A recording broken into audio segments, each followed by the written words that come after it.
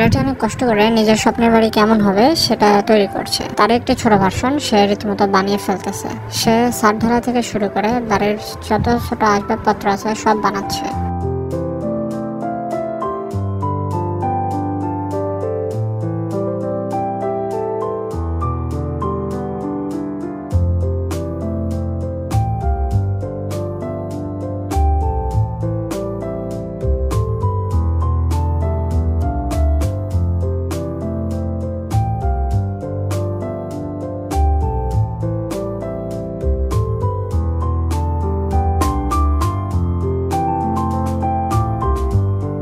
রীতিমতো ছেলেটি দোতলা বাড়ি কমপ্লিট করে ফেলেছে।